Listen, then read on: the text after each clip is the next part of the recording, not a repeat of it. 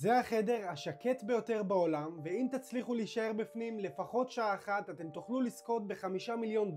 ולמרות שזה נשמע פשוט, זה כמעט בלתי אפשרי, כי רוב האנשים שניסו לא הצליחו להישאר בפנים אפילו 5 דקות. אז החדר הזה נבנה על ידי מייקרוסופט בהשקעה מטורפת של יותר מ$10 מיליון.